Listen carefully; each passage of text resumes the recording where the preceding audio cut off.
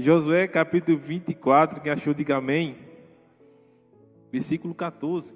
Agora temei ao Senhor e servi-o com sinceridade e com deitai fora os deuses, os quais serviram os vossos pais, além do Eufrate e no Egito, e servi ao Senhor. Versículo 15. Se porém vos parece mal servir ao Senhor, escolhei hoje a quem sirvais.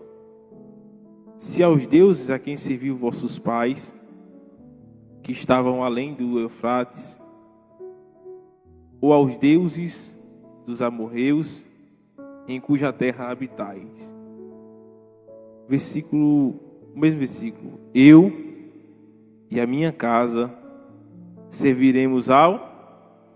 A igreja, vamos dizer essa frase com bom tom. Eu, mais forte, eu e a minha casa serviremos ao Senhor.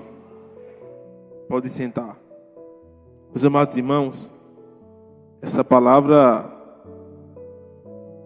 ela, enquanto meditava, porque estamos falando de um culto de família. E um culto de família, e família não é composta apenas por uma pessoa. Partindo do pressuposto que o matrimônio são duas pessoas, passamos a refletir o desafio que nos são propostos. Diaconisa Cláudia, no mundo ao qual vivemos, é um mundo onde verdadeiramente devemos declarar que somos de Deus e de mais ninguém. Você já percebeu de que o nosso adversário ataca por todos os lados. E se tem algo ou alguma instituição criada por Deus, Pastor Roberto, que ele ataca com uma frequência e com intensidade muito maior, se chama família. Porque ele sabe o valor que a família tem. A família é uma instituição criada por Deus. Sendo essa instituição criada por Deus, ela tem consigo suas regras, os seus segmentos. Por exemplo, a Bíblia vai dizer que quando Cristo criou essa instituição chamada família, ele disse que deixaria o homem e a mulher, seu pai e sua mãe, e tornariam uma família. Partindo desse pressuposto, a nossa família é um altar de Deus. Mas o que me chama a atenção nesse capítulo é a decisão de Josué. Quem foi Josué? Josué foi o sucessor de Moisés. Pastor Roberto? Josué tinha experiências com Deus. E eu entendo aqui que uma das primeiras coisas que vai definir a minha experiência com Deus é como eu me porto diante de Deus. Pastor Roberto, ele falou uma coisa aqui muito linda, que ele fala assim aí: quando eu sou fiel a Deus, Deus, ele é fiel a mim. Quando eu honro a Deus, irmão tal, ele honra a mim. Isso não é barganha não, isso é Bíblia, porque a Bíblia vai dizer que Deus não é homem para que minta, nem tampouco filho do homem para que se arrependa, porque quando Deus fala, está falado. Quando Deus diz que vai acontecer, fique tranquilo, vai acontecer. Eu sei que o cenário parece catastrófico, mas a palavra de Deus, ela ainda é a palavra que predomina na minha e na sua vida. Então Josué, ele faz algumas coisas muito interessantes. Josué começa dizendo: olha, agora temei ao Senhor e o servi. Agora não se invadiu de todo jeito não. Versículo 14.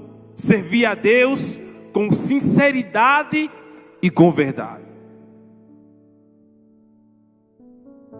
Irmã Gleice, a nossa oração tem que ser sincera e verdadeira. Aí Josué fala: deitem fora os deuses a qual serviu vossos pais. Lance fora. Agora nós somos um povo diferente. Porém, todavia, se para você é um fardo servir a Deus, estou conjecturando. Se para você é um fardo estar na casa de Deus, eu lhe entendo.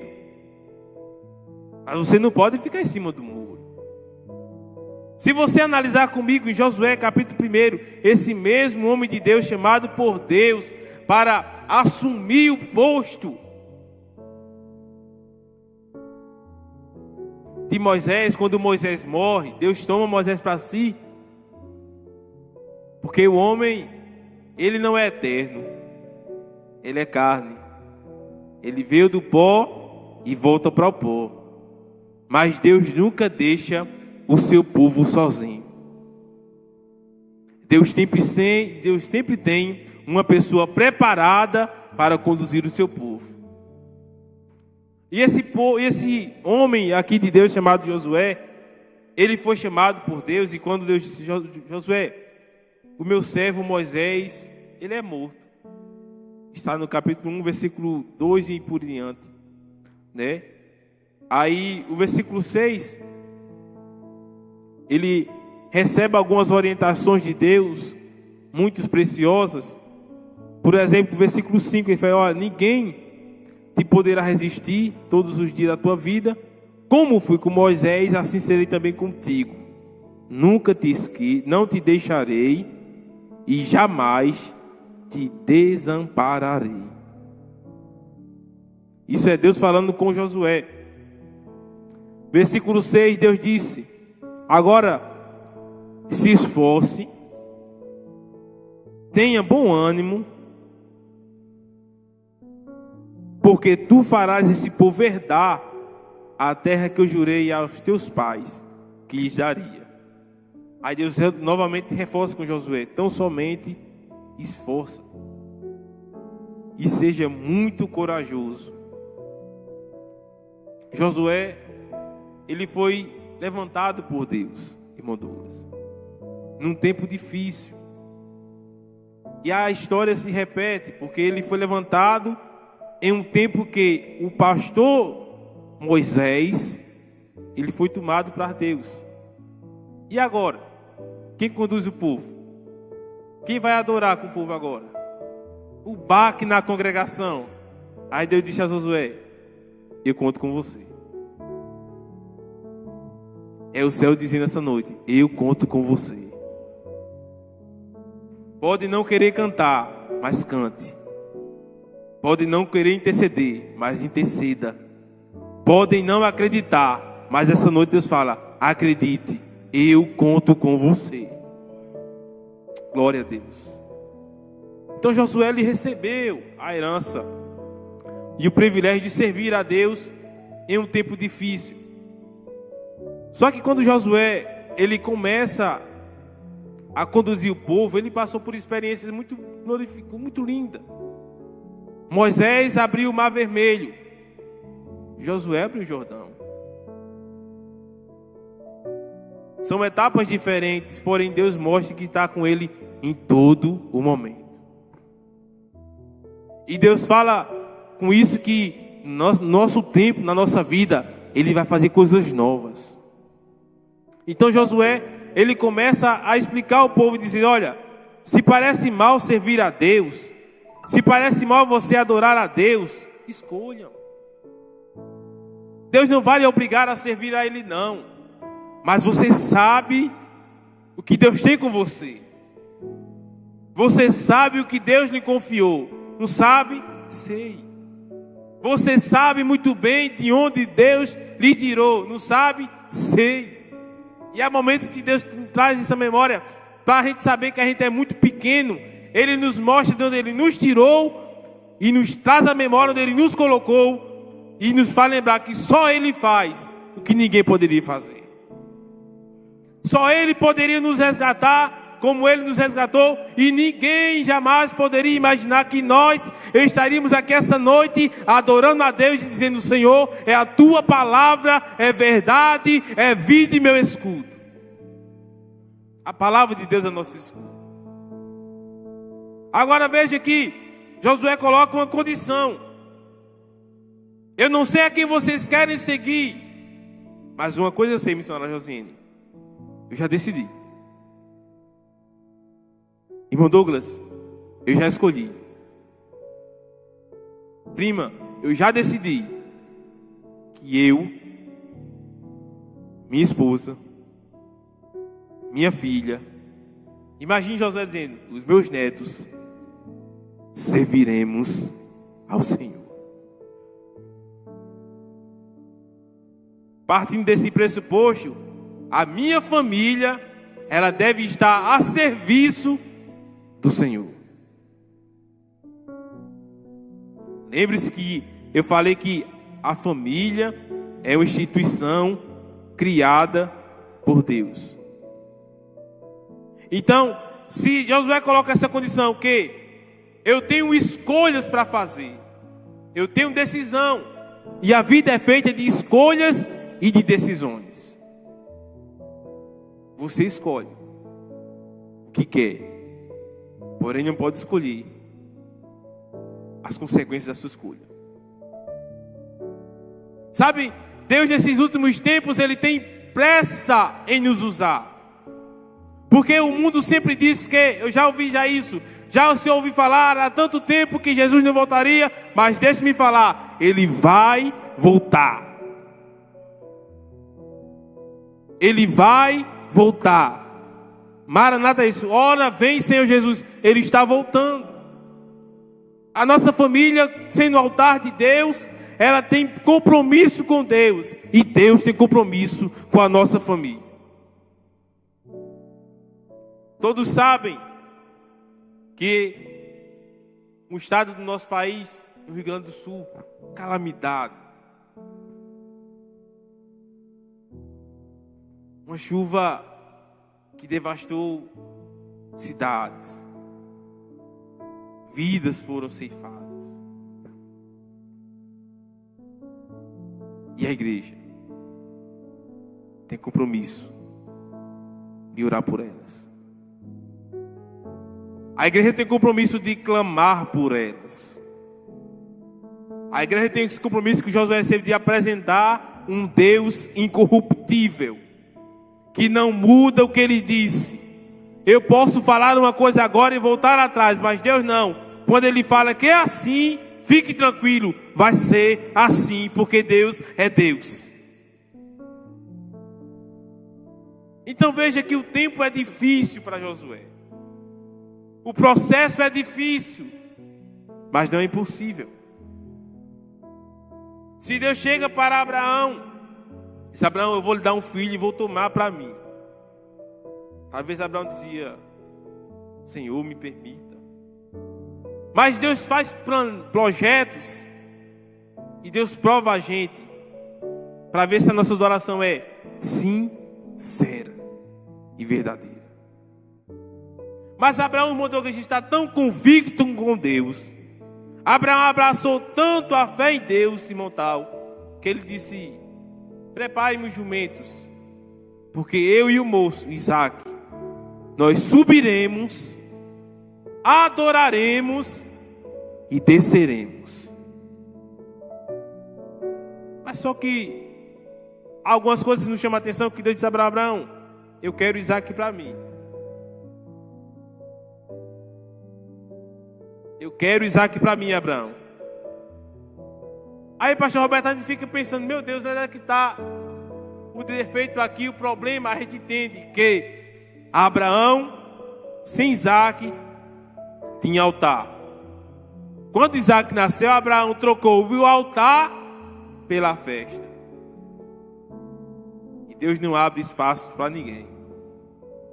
Deus, Ele quer ser e é a nossa prioridade. Deus, Ele é a nossa prioridade. Viva, estude, faça projetos, mas a Bíblia diz que se o Senhor não edificar a casa, em vão trabalha os que edificam. Eu disse: Abraão, você está diferente. Você trocou o altar pelas festas. Eu não estou dizendo que festa é pecado, mas prioridade é o altar. Aí Deus disse: Abraão, pega Isaac, eu quero ele para mim. Tá bom, Senhor, eu vou levar. Se Abraão falar para Sara, ela não deixaria levar o filho da velhice. E eu entendo uma coisa aqui: há momentos que Deus fala com você no secreto, porque você suporta e quem está do seu lado não suporta. Aí quando Abraão chega lá, no monte do Senhor, cumprindo um projeto de Deus, Isaac sabia tanto o trâmite do sacrifício que Isaac faz: pai, está o altar, está a lenha, mas está faltando alguma coisa. Pai, está faltando o cordeiro. Aí Abraão disse: Deus proverá o cordeiro para si. Isso é servir a Deus com sinceridade. Chega o momento da cruz, do sacrifício. Abraão pega Isaac e diz: cordeiro é você. Lança Isaac sobre o holocausto. Amarra os seus braços. Quando Abraão vai, ergue o cutelo e diz: epa, pode parar. Recebi a oferta. Quando eu lugar disse: como assim que Deus recebeu a oferta? Naquele momento, Abraão tirou Isaac do lugar de Deus, colocou Deus no lugar de Deus e Isaac no lugar dele. Eu sei que você me ama. Agora, olhe para o lado. Quando eu olho para o lado, tem um cordeiro esperando, pronto para ser sacrificado. Há momentos que Deus não faz isso com a gente. Josué estava aqui também, confiando inteiramente no Senhor. E quando Josué, algumas coisas que nos chamam a atenção é que, primeiro, que uma família a serviço do Senhor, ela faz a diferença. E outra coisa, a liderança começa em casa.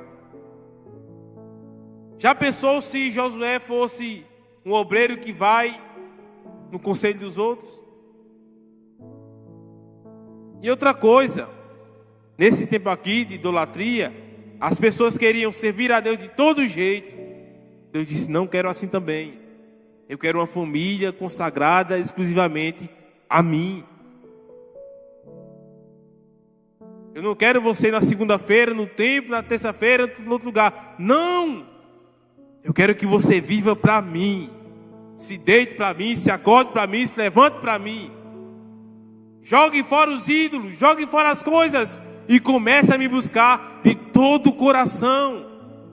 Isaías fala isso, que devemos buscar ao Senhor enquanto nós podemos achar, invocar a Deus enquanto Ele está perto. Deus está perto da gente. Deus está perto da gente. Em todo momento, Deus está perto de nós. Então Josué disse: olha, eu não sei, mas eu tenho um compromisso. Outra coisa, a nossa família deve ser comprometida com Deus. Porque quando a gente se compromete com Deus, escute isso, a nossa família passa a ter um exemplo fora e dentro. A nossa casa, quando você passar, você pode não ouvir, mas vão falar feito falado com Elias. Ali está uma família de Deus. Ali está um servo de Deus, uma serva de Deus. O filho dele é diferente. Sabe por quê? Porque Deus é o centro da nossa casa. Por isso, pastor Roberto, quando chegou essa decisão de Paulo, disse assim: olha, o que é que eu faço agora? Eu ofereço sacrifícios? Eu rasgo as vestes? Não. Somente creia. Somente confie no Senhor, que você e a sua casa servirão ao Senhor. E nessa noite, com essa palavra profética, eu vou mais além. Você, sua casa, sua família, os seus amigos servirão ao Senhor. Porque eles vão olhar para você e vão ver a diferença como quem serve a Deus. Já pensou se Josué não tivesse se preparado para esse tempo difícil? E outra coisa, Josué estava alicerçado na verdade. Quem é a verdade? Jesus. Ele disse: eu sou o caminho, sou a verdade, sou a vida. Quando se fala de vida, me permita, o nosso inimigo, escrito em João 10:10, diz que o ladrão, o inimigo, a figura do inimigo ali, ele tem 3 finalidades: matar, roubar e destruir.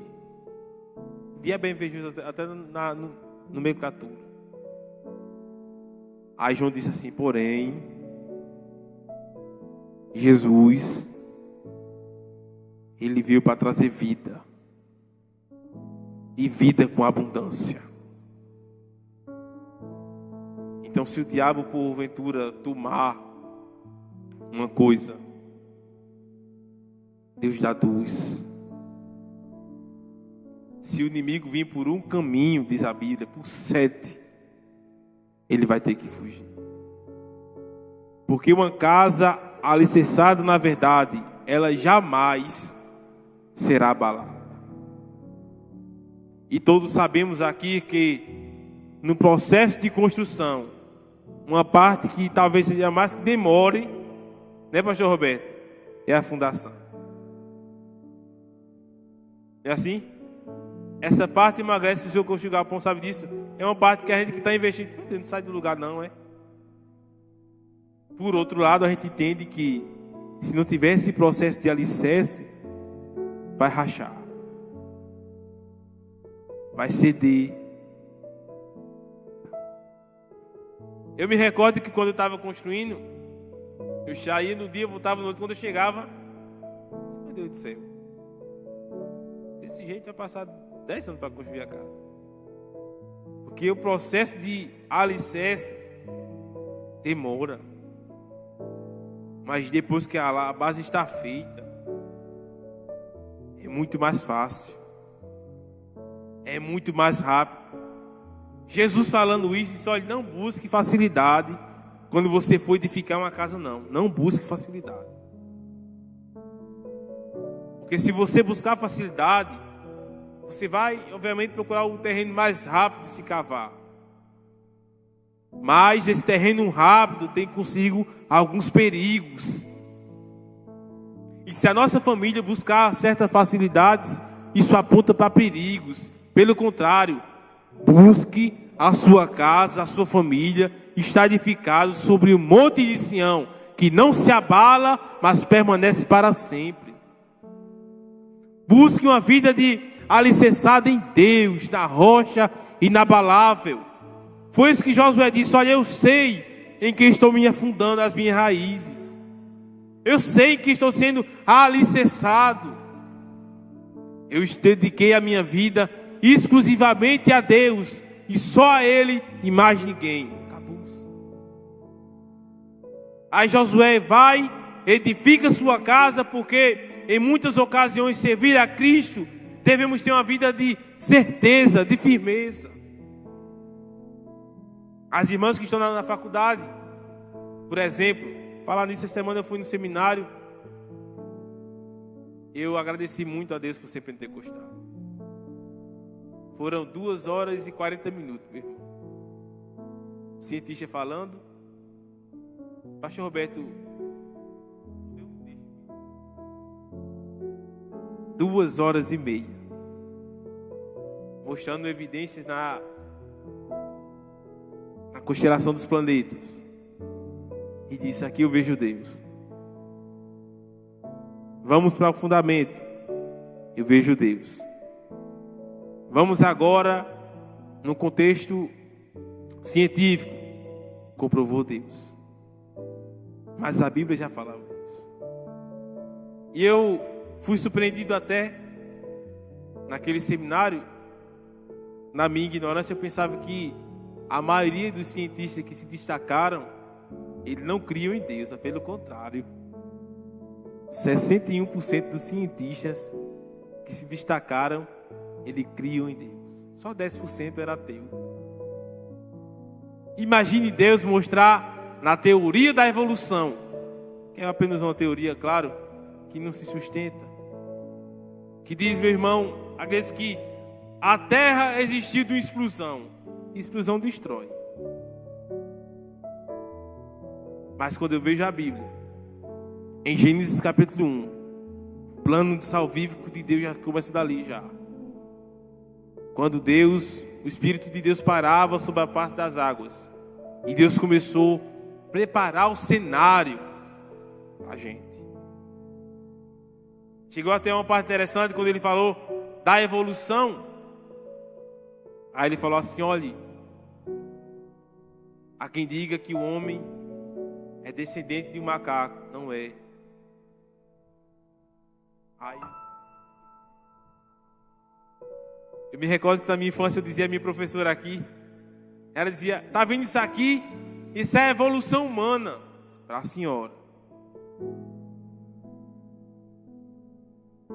A senhora quer ver a evolução do homem? Ela se diga.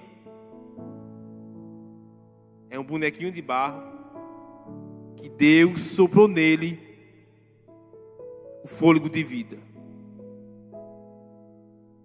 Essa é a teoria que eu acredito. Mas vejamos, meus amados irmãos, Josué tinha tanta certeza, tanta convicção, que há momentos que nós temos que decidir. Uma decisão. Inclusive nós louvamos alguns louvores aqui do cantor cristão e da harpa, que tem um louvor que fala assim: meu amigo, hoje você tem a escolha. Isso é um atributo comunicável de Deus. O livre-arbítrio. Você escolhe. Você escolhe a quem você quer servir. Você escolhe qual caminho você quer ir. A porta larga ou a porta estreita. Você escolhe. Você consegue decidir porque Deus lhe deu essa capacidade de decidir. Agora escute. Mesmo Deus dando a oportunidade da gente escolher, Ele sempre dizia: olha, esse que põe a vida e a morte. Aí Ele, como pai de Douglas, dizia: escolha pois a vida. Escolha pois estar comigo. Porque uma vida sem Deus é uma vida que, embora pareça de felicidade, é uma vida seca. Mas a Bíblia diz que quem anda com Jesus tem tudo. Paulo disse: eu sei ser feliz quando tenho muito, mas se porventura eu chegar no pouco, eu continuo servindo a Deus.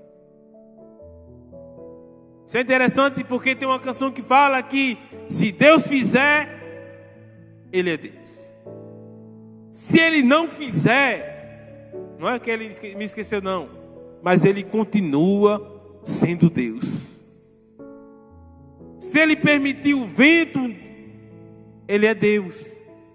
Se Ele trazer a bonança, continua sendo Deus.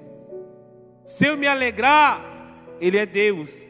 Se porventura eu chorar, continua sendo Deus. Não muda nada, porque nós não adoramos pelo que Ele faz, nós adoramos porque Ele simplesmente é Deus.